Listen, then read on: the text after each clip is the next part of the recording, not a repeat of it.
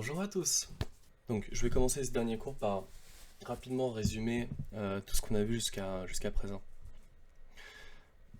On a commencé par se demander s'il en fallait peu pour être heureux. Ou pour le dire autrement, on s'est demandé si le bonheur était permis par peu de choses, peu de biens, disons, qui sont aisément accessibles, ou si au contraire, il nous fallait pour être heureux arriver au terme d'une ambition démesurée qui visait obstinément, disons, un large ensemble de biens. Bon, pour répondre à cette question, on a commencé par définir le bonheur, avant tout, comme un état de satisfaction totale et durable. On s'est demandé ce qu'il fallait concrètement pour obtenir un tel état.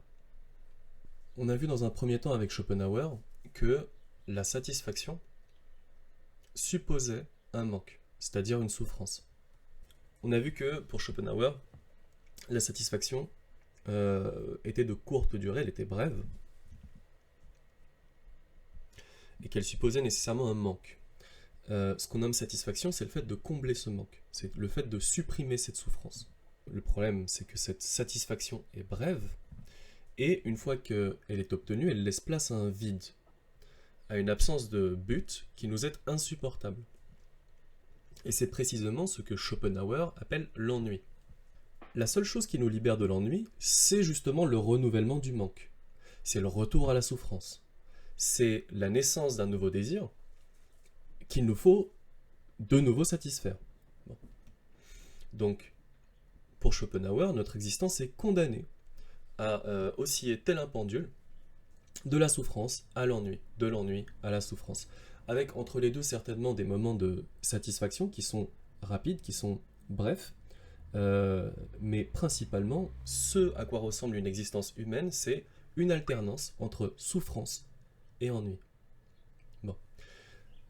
Bref, notre existence est misérable, le bonheur est inaccessible, puisque la vie n'est que souffrance et ennui, et par conséquent, la question de savoir s'il en faut peu pour être heureux n'a pas de sens, elle ne se pose pas. Dans un deuxième temps, on a vu qu'Épicure offrait une solution aux trois problèmes suivants. Comment éviter la souffrance ? Comment éviter l'ennui ?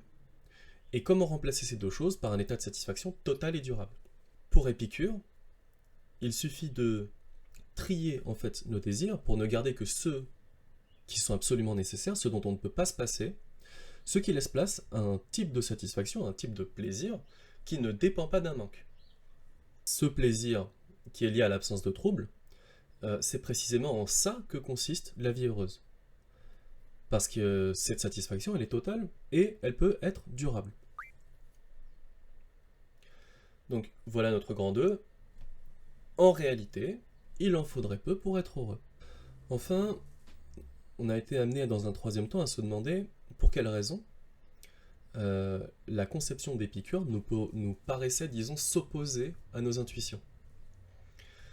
Pourquoi est-ce qu'il y a des choses qui nous paraissent bonnes, dont on refuse de se défaire, qu'on a du mal à abandonner?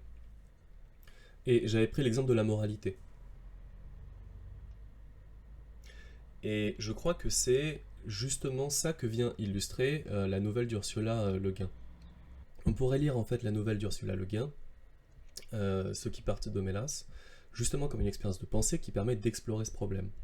Je m'explique.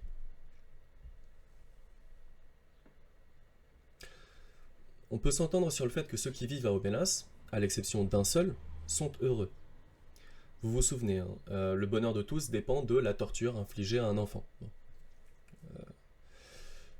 Puisque malgré ça, certains partent d'Aubenas, malgré la qualité de leur vie, et si ce choix nous paraît vraisemblable, hein, si ça paraît crédible que certaines personnes fassent ce choix effectivement, ça suggère qu'il y a un problème avec notre façon de concevoir le bonheur. Pourquoi ça ? Eh bien, parce que premièrement, on a dit du bonheur que c'était le souverain bien. On a dit du bonheur que c'était le bien parmi les biens, que c'était le bien suprême et que par conséquent c'était le but de la vie. Que finalement, le bonheur c'était tout ce qui permettait d'évaluer les choses et qui justifiait nos choix, qui offrait un critère de sélection. Tout ce qu'on fait vise à atteindre le souverain bien, ce bien ultime qui serait le bonheur. Si on part de ce principe-là, on voit mal pourquoi des gens partiraient d'Aubenas, puisqu'ils ils sont censés y être heureux en fait.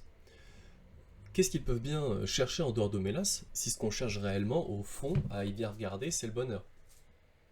Pourquoi les gens partent d'Homélas? Voilà deux hypothèses. Première hypothèse. Les gens partent d'Homélas parce qu'ils refusent que leur bonheur implique le malheur d'un autre. C'est-à-dire qu'ils refusent que leur bonheur repose sur du mal fait à autrui. Il y aurait chez ceux qui partent d'Homélas une sorte d'exigence morale à laquelle ils tiennent et ils obéissent, quitte à cesser d'être heureux.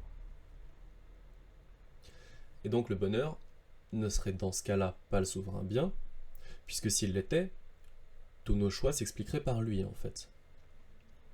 Or, pour ceux qui quittent Homélas, le bonheur ne suffit pas, puisqu'apparemment il s'en détourne.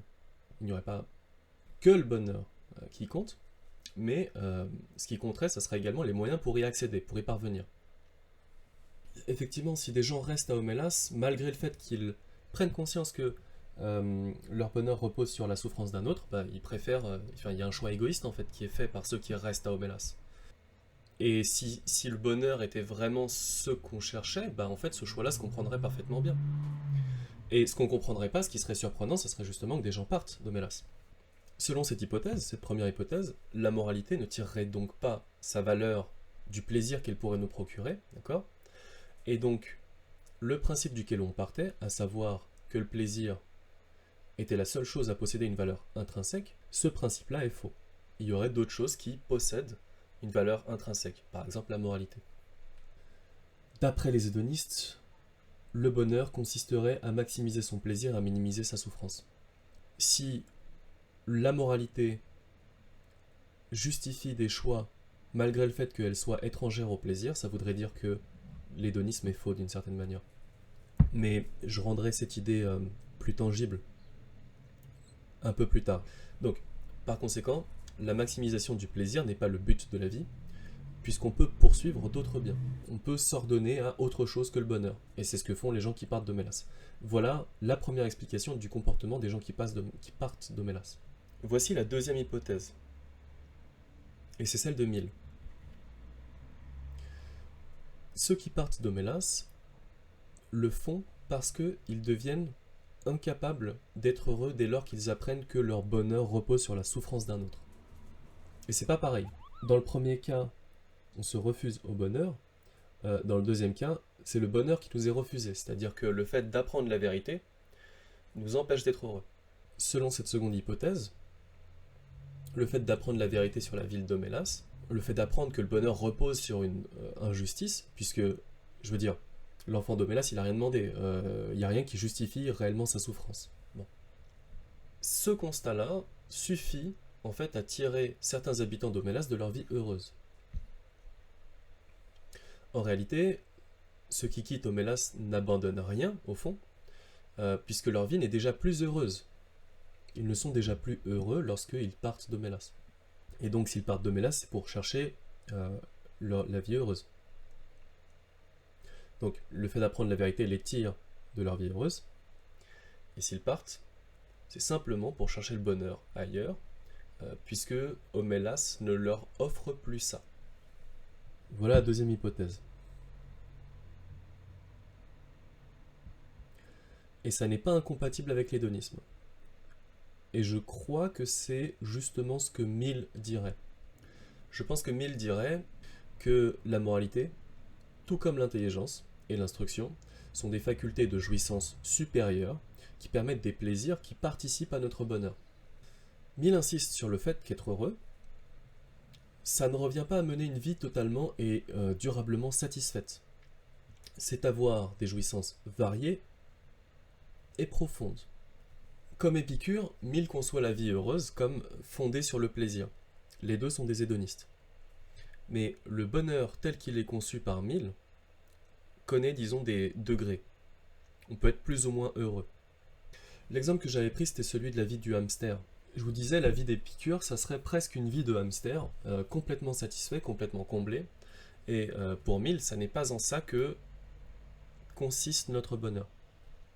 Je crois que même si on nous proposait une vie de hamster comblé, bien heureux, qui serait parfaitement satisfait, on refuserait ce genre d'existence. Et si on partait du principe effectivement que ce qu'on cherchait c'était simplement être comblé, bah, on ne comprendrait pas qu'on refuse de se faire changer en hamster. Pour reprendre les termes de Mill, on n'échangerait pas notre vie contre celle d'un porc satisfait, parce que même si tous les besoins du porc sont parfaitement satisfaits, même si le porc est comblé et qu'il ne peut rien demander de plus, il ne dispose néanmoins pas de facultés de jouissance qui sont les nôtres, à savoir l'instruction, l'intelligence et la moralité. Donc, pour en revenir à Homélas, pour quelqu'un qui aurait une conscience morale, le simple spectacle d'une grande injustice produit certes une souffrance et une insatisfaction, mais c'est aussi ce qui nous permet de jouir d'une justice rendue. Et en ce sens, on pourrait voir la ville d'Homélas comme une proposition. On vous propose de mener une vie bienheureuse en échange de votre conscience morale.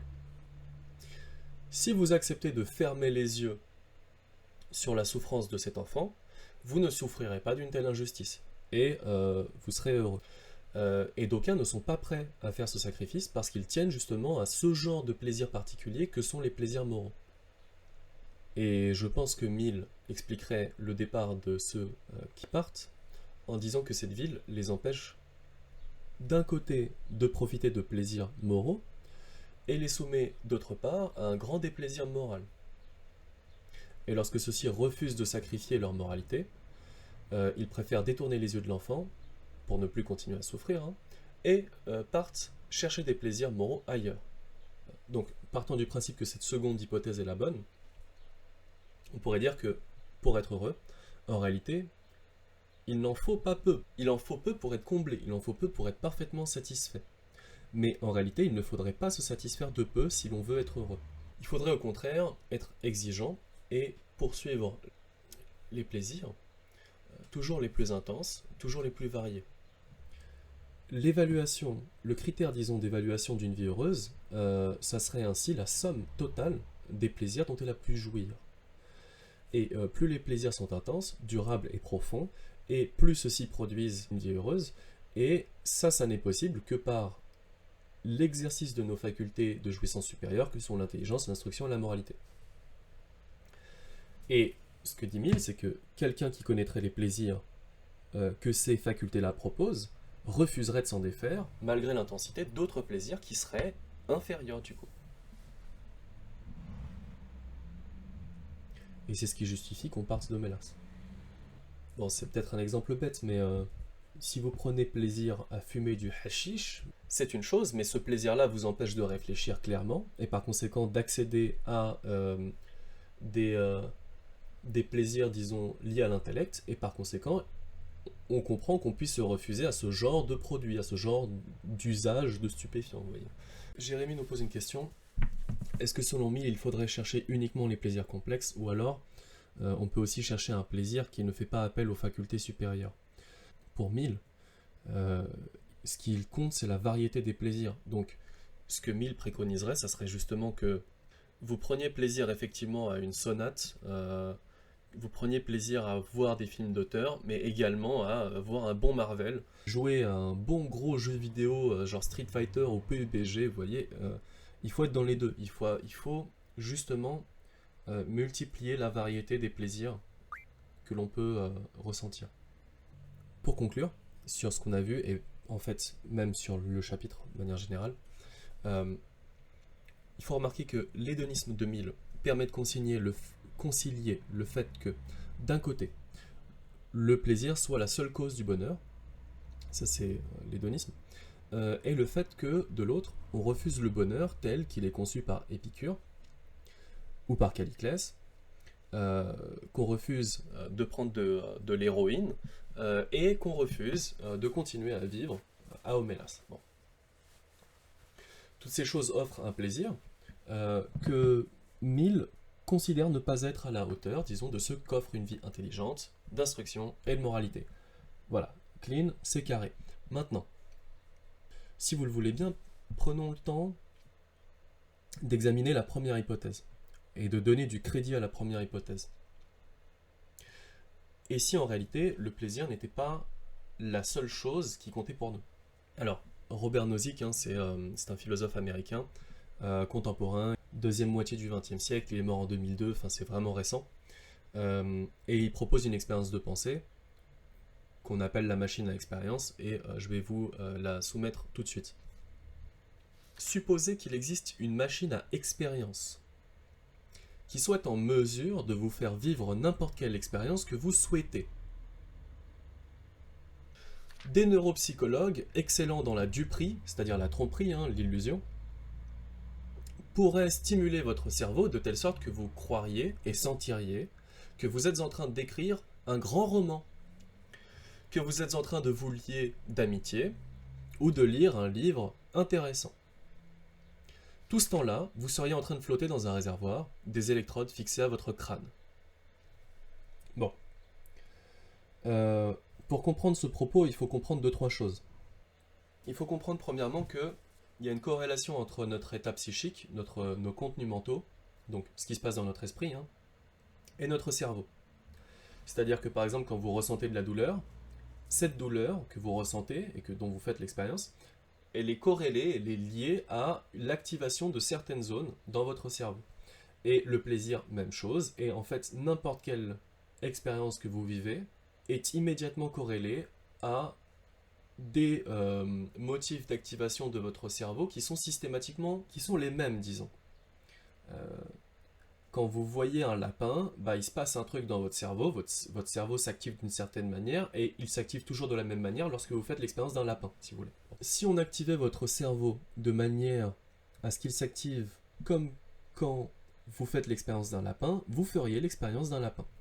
Voilà le présupposé théorique sur lequel repose cette expérience de pensée. Et il y a beaucoup de choses qui suggèrent que ce présupposé-là est vrai. Donc quelqu'un qui connaîtrait suffisamment bien votre cerveau et son fonctionnement, et qui disposerait des moyens d'activation des zones qu'il veut précisément dans votre cerveau, pourrait littéralement vous faire vivre n'importe quoi. C'est ce qui permet le scénario de Matrix. Hein. Je ferme la parenthèse. Pour résumer, ce que propose Nozick, c'est la chose suivante.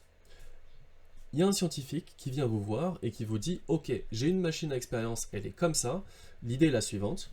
On va vous mettre dans une espèce de piscine qui va vous maintenir en vie et on va attacher votre cerveau à des électrodes et vous allez vivre des choses extraordinaires. Sauf que les choses que vous allez vivre seront indiscernables. On ne pourra pas les distinguer d'expériences réelles, que vous vivez réellement. Et du coup, pour vous, tout ce que vous allez vivre sera véritable, réel, et vous allez évidemment oublier que vous avez accepté de rentrer dans cette machine. Et le but de cette machine, c'est de vous faire vivre les expériences les plus plaisantes qui puissent être. Voilà. Voilà ce que propose l'expérience de pensée de Nozick. Et je termine le texte. Faudrait-il que vous branchiez cette machine à vie, établissant d'avance un programme des expériences de votre existence? Bien sûr, une fois dans le réservoir, vous ne saurez pas que vous y êtes, et vous penserez que tout arrive véritablement. Vous brancheriez-vous? Let's go, dans le chat. Qui accepte, qui refuse? Donc tapez oui, non, j'accepte, je refuse. Est-ce que vous accepteriez de vous brancher à cette machine? Ça vous rendrait heureux. Vous ne connaissez pas les événements qui vont arriver.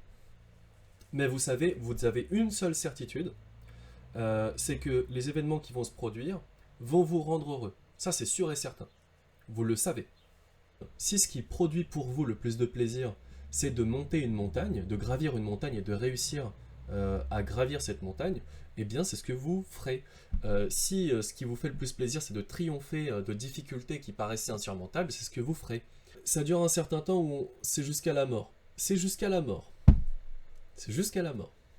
On vous maintient en vie, hein, on vous maintient en vie artificiellement. Votre corps est maintenu en vie artificiellement dans cette piscine. Et on fait en sorte que vous viviez une vie extrêmement longue. Mais si on y est tout le temps, ça en devient banal, non? Tout le temps heureux. Non, parce que si votre idée c'est que on cesserait d'éprouver le bonheur, on cesserait d'éprouver le plaisir, euh, uniquement parce que on n'aurait pas de malheur auquel le comparer. C'est une très bonne idée, hein. C'est une idée très bonne. Et je la comprends. Mais si votre... ce que propose la machine, c'est de vous rendre maximalement heureux. Par conséquent, et prendre un maximum de plaisir. Par conséquent, si votre plaisir dépend d'une grande souffrance, eh bien, vous aurez des moments de souffrance. Pas de problème, la machine s'en est en charge pour vous, si vous voulez. L'important, c'est que, somme toute, vous ne pouviez pas rêver d'une vie plus plaisante que celle-là. Voilà. Quand c'est fini, on ne s'en souvient plus, c'est ça? Alors, ça ne se termine jamais. Vous vivez votre vie à l'intérieur de cette piscine, et vous ne pouvez plus en sortir. Évidemment, quand vous hallucinez votre vie, eh bien, vous ne savez pas que vous êtes dans cette piscine. Vous l'ignorez. Vous avez oublié que vous avez fait ce choix. Mais c'est un choix qui est définitif. Il n'y a pas de retour possible. Si est-ce qu'on est conscient une fois dans la machine qu'on est dans une machine? Non. Vous oubliez que vous êtes dans une machine. Vous oubliez votre choix. Une dernière chose que je dois clarifier. Pour ceux qui refusent. Ne pensez pas que il y a des plaisirs dans la vraie vie qui ne seraient pas possibles dans la machine. Parce que les deux expériences seraient indiscernables. Toute la gamme des émotions et des sentiments et des sensations que vous pouvez éprouver dans le monde réel sont possibles également dans la machine. Bon, vous voyez déjà que c'est une question qui est divisive et que même si vous acceptez, vous pouvez comprendre qu'on refuse.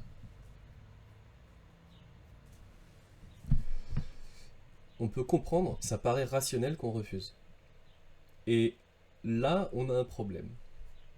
Et c'est pour ça que je vous dis que c'est une manière, cette expérience de pensée, elle permet de prendre au sérieux, disons, la première hypothèse selon laquelle ceux qui partent de Mélas, juste, refusent d'être heureux.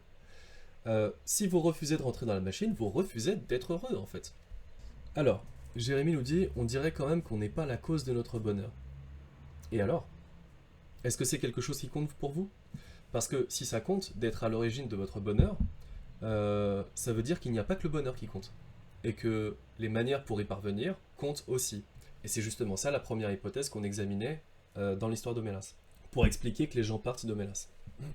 Écoutez, je ne sais pas quoi penser de cette expérience. Ce qui est certain, c'est que si d'aucuns refusent, malgré le fait que c'est censé nous rendre la vie la plus agréable possible et la plus plaisante possible, disons, il y a deux options possibles. Parenthèse, Nathanaël nous dit que si on accepte, on n'aura pas de progéniture réelle. Pourquoi ça vous pose problème? Si vous avez le sentiment que ça vous pose problème parce que ça vous rendrait heureux que d'avoir des enfants, eh bien, vous aurez des enfants dans la machine, en fait. Voilà. Si ça vous pose problème parce que vous avez l'impression d'avoir un devoir moral de faire des enfants, là c'est autre chose. Et donc la moralité compte, et donc vous êtes prêt à sacrifier votre bonheur au nom de la moralité. Et donc la moralité a une valeur intrinsèque, et il y a d'autres choses en dehors du plaisir qui peuvent avoir de la valeur. Bon, voici les deux alternatives. Soit le bonheur n'est pas le souverain bien, et on poursuit d'autres choses que le bonheur. Donc soit on poursuit autre chose que le bonheur, et donc le bonheur n'est pas le souverain bien, ça c'est une hypothèse possible. Du coup, le bonheur n'est pas le but de la vie, et donc la conception eudémoniste est fausse. Le démonisme, c'est la doctrine philosophique qui part du principe effectivement que le bonheur est le but de l'existence et le souverain bien. Il y a d'autres choses qui ont de la valeur. Je vous donne des exemples. La vérité peut-être. Peut-être que ce plaisir que vous ressentez, les expériences que vous vivez, ne sont pas des expériences réelles et que par conséquent, le fait de vivre de vraies expériences est important pour vous et ça a de la valeur. Un deuxième exemple, c'est effectivement la moralité. Peut-être qu'on refuse d'avoir un bonheur qu'on n'a pas mérité. Peut-être qu'on refuse de priver nos amis, nos proches dans le vrai monde de notre présence, par exemple. Le fait que les autres pâtissent, disons, de notre disparition serait suffisant à nous empêcher de voir dans cette expérience quelque chose de désirable. Autre chose, ça pourrait être le sens aussi, la signification. Je veux dire, si votre vie consiste uniquement en des expériences agréables, alors que dans le monde réel, vous êtes simplement en train de flotter dans une piscine, bah, votre vie, d'une certaine manière, est absurde, parce que vos choix ne changent pas le monde, vos choix ne transforment pas activement la réalité, et par conséquent, vous vivez une vie de plaisir, certes, mais de plaisir vain. Ça ne change rien au monde, par exemple, ça ne change rien à l'ordre des choses. Et peut-être que c'est quelque chose que l'on peut considérer comme ayant de la valeur, indépendamment de si ça nous rend heureux ou pas. On peut penser des vies malheureuses, mais qui ont du sens. Et peut-être que ça compte pour nous, vous voyez. Je reviens aux hypothèses. Hein. Soit le démonisme est faux, et donc le bonheur n'est pas la seule chose qu'on poursuit. Soit le bonheur est bien le but de la vie, mais le plaisir ne constitue pas le bonheur. Le bonheur ne consiste pas à ressentir des expériences plaisantes. Il y a une de ces deux thèses qui est fausse. Soit le démonisme est faux, soit l'hédonisme est faux. Pour conclure, il faudrait dire d'une part que si le démonisme est faux, ça signifie que le bonheur n'est pas le but de la vie. Soit on part du principe que le bonheur ne peut pas être constitué par uniquement du plaisir, auquel cas, eh bien, on n'a aucune idée de ce en quoi consiste le bonheur, et par conséquent, on ne peut pas savoir s'il en faut peu ou beaucoup pour être heureux.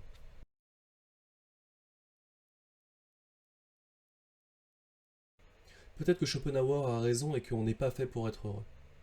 Ce qui expliquerait qu'il y ait une asymétrie, disons, hédoniste, c'est-à-dire que c'est très facile d'avoir une vie malheureuse, c'est très difficile de concevoir une vie heureuse. Peut-être que ça se justifie évolutivement, parce que on a vu ensemble l'évolution, en quoi ça consistait, et comment les traits, les caractères étaient sélectionnés par l'évolution. Si vous êtes très très heureux, eh bien, vous ne percevez pas le danger. La perception du danger est une forme de souffrance, d'accord ? Et donc, évolutivement, ce qui a été sélectionné, c'est au contraire la capacité à ressentir des émotions négatives, et donc le fait de ne pas pouvoir être heureux, ne pas pouvoir être satisfait, jamais. Voilà.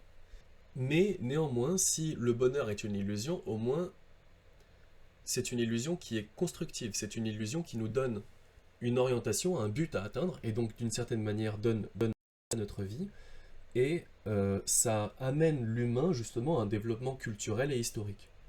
Et donc, le bonheur, même s'il est inaccessible, même si c'est un idéal, même si on ne sait pas bien en quoi ça consiste, eh bien, le simple fait que l'on puisse le concevoir, c'est déjà quelque chose d'intéressant, puisque ça nous donne des objectifs, et ça offre un sens à notre existence.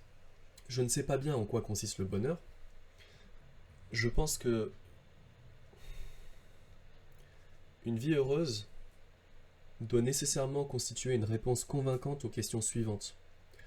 Qu'est-ce qu'une vie qui vaut la peine d'être vécue ? De quoi est faite une vie capable de m'offrir ce qu'elle a de mieux à offrir ? Que dois-je être pour devenir ce que je veux être ? Comment puis-je faire du monde un meilleur endroit ? Et qu'est-ce que je regretterais de ne pas avoir fait avant de mourir ? Je crois que c'est en cherchant la réponse à ces questions, et peut-être que ce ne sont pas les seules, mais en tout cas c'est celle que je peux concevoir, peut-être qu'il y en a d'autres, mais je crois que à titre personnel, ce sont des choses qui me paraissent importantes et qui peuvent nous orienter et nous diriger dans l'existence.